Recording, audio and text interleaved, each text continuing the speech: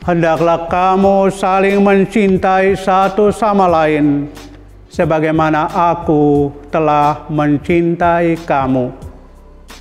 Saudara-saudariku yang terkasih dalam Kristus, itulah nasihat Yesus kepada para murid-Nya.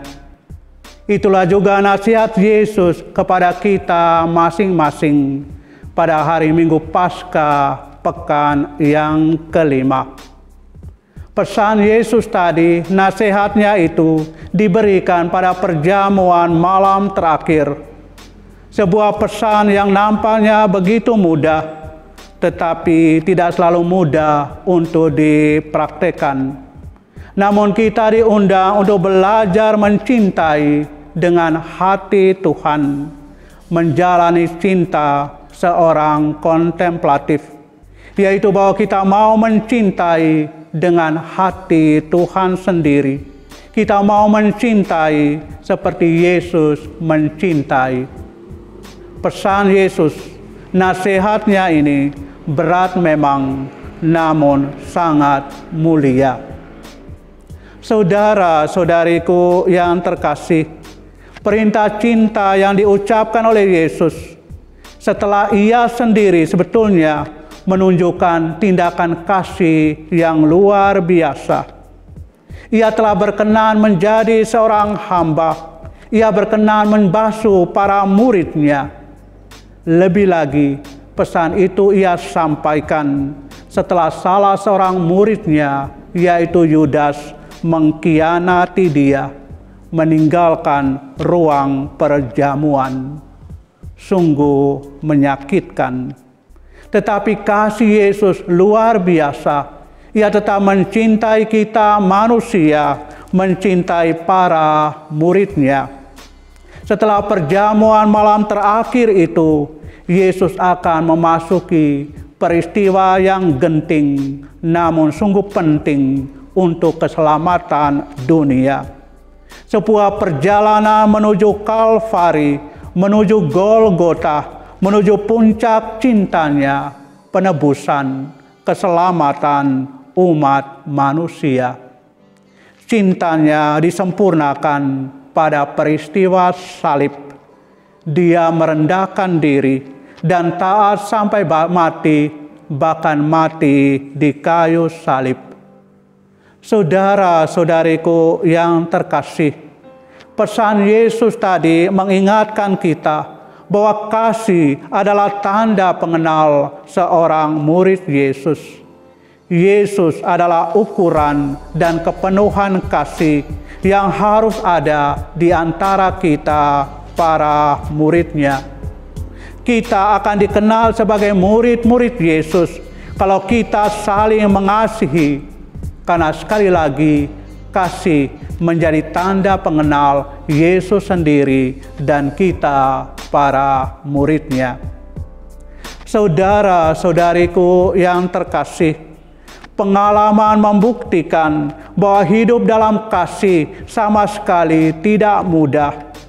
Hidup bersama dalam keluarga, dalam komunitas biara, dalam pastoran tidak selalu gampang. Kita tahu di mana letak kesulitannya. Bisa saja ada orang yang mau memenang sendiri, tidak mau mengalah, merasa diri paling benar.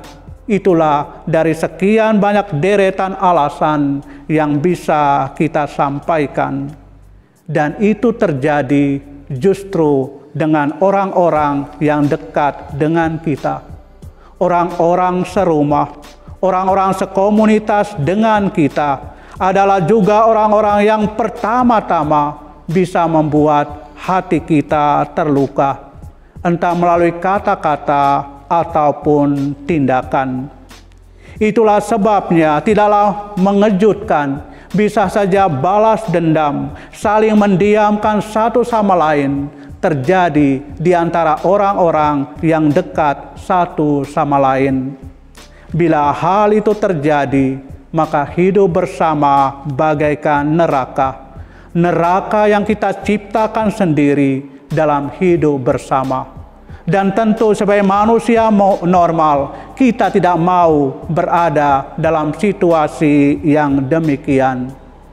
Oleh karena itu, saudara-saudariku yang terkasih, perintah Yesus tadi sungguh sangat relevan untuk kita, supaya kita saling mencintai satu sama lain dengan ukuran cinta yang diberikan oleh Yesus bagi kita. Perintah untuk saling mengasihi bukan soal suka atau tidak suka. Bagaimana menciptakan damai di dalam kebersamaan. Kita mau berjuang, berusaha menciptakan surga dalam hidup bersama.